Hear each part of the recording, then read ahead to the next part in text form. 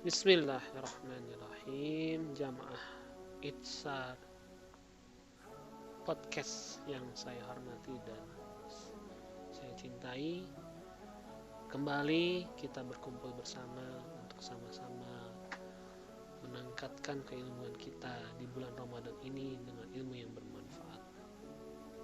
Topik kali ini kita membahas bagaimana agar kita memiliki puasa yang berkualitas.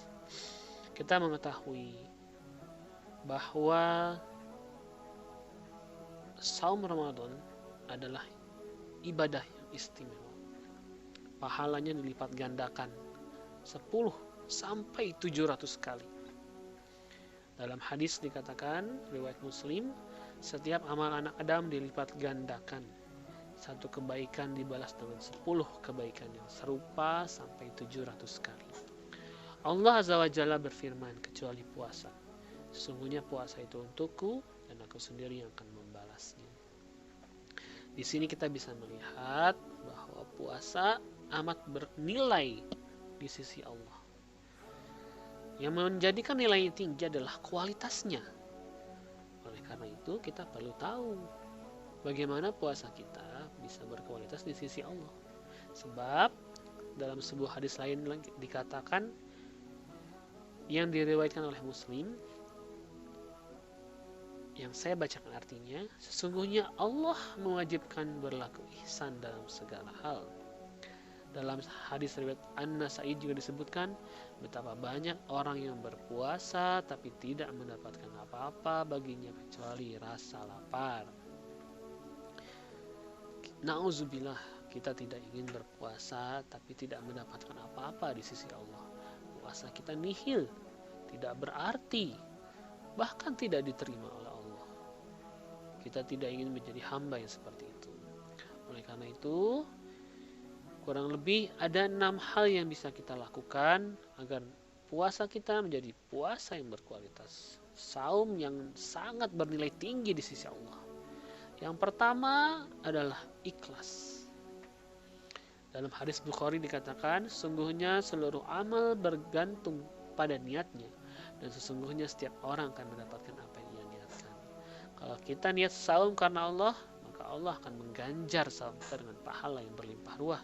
Tapi kalau kita saum bukan karena Allah, Allah menolak sama sekali. Tidak ada artinya saum kita.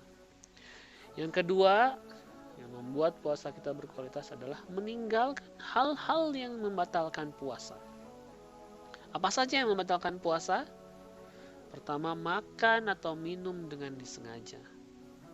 Dalam hadis riwayat Jamaah dikatakan, barang siapa yang lupa padahal ia berpuasa, lalu ia makan atau minum, hendaknya ia meneruskan puasanya.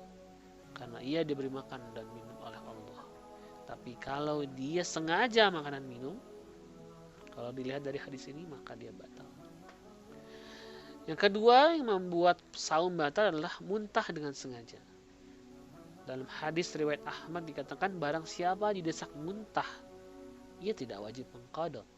Tapi siapa yang menyengaja muntah, hendaklah ia mengqadha. Artinya saumnya tidak diterima. Yang ketiga, mengeluarkan sperma atau mani. Baik karena mencium istrinya atau hal lain di luar bersetubuh dan mimpi. Jika bersetubuh ia terkena kafarat. Jika karena mimpi maka tidak mempengaruhi puasanya. Yang keempat, yaitu meniatkan berbuka. Karena niat adalah rukun saum. Jadi niat berbuka berarti membatalkan puasanya. Adapun misalnya suntik, infus maupun operasi lasik tidak membatalkan saum. Kenapa? Dr. Yusuf Al-Qaradawi berpendapat bahwa suntik dan infus tidak membatalkan saum.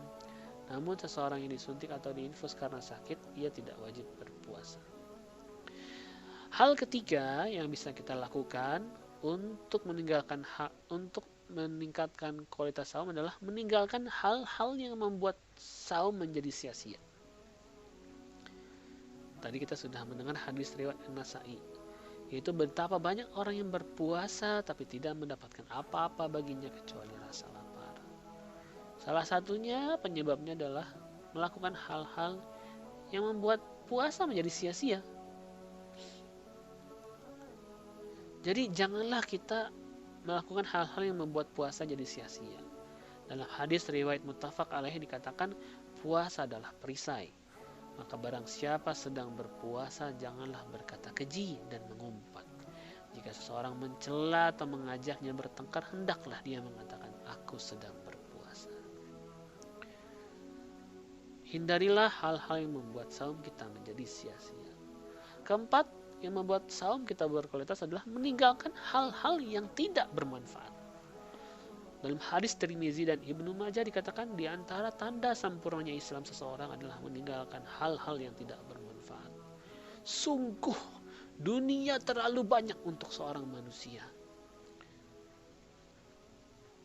Terlalu luas untuk dikunjungi setiap harinya. Dari sanalah kita melihat bahwa sesungguhnya ambillah dunia secukupnya saja. Tinggalkanlah hal-hal yang tidak bermanfaat, yang tidak membuat kita lebih baik di dunia dan di akhirat. Yang kelima, yang membuat saum kita berkualitas adalah mempuasakan seluruh organ tubuh, pikiran dan hati. Ini yang disebut dengan istilah saum khusus oleh Imam Ghazali dalam Ihya Ulumuddin, dan juga ditegaskan oleh Ibnu Qudamah dalam Mukhtasar Minhajul Qasidin. Apakah itu saum seluruh organ tubuh? Pertama, mempuasakan mata dengan menahannya dari pandangan yang haram. Kedua, mempuasakan lidah dan memeliharanya dari berbicara tanpa arah, dusta, menggunjing, mengumpat, berkata buruk, berkata kasar, permusuhan dan menzalimi orang lain. Dan ketiga, mempuasakan telinga dari mendengarkan segala sesuatu yang haram dan makruh. Karena sesuatu yang haram diucapkan, haram pula untuk didengarkan. Keempat, mempuasakan tangan dari menzalimi orang lain. Kelima, mempuasakan kaki dari penyakit dan berjalan ke arah yang Allah haramkan.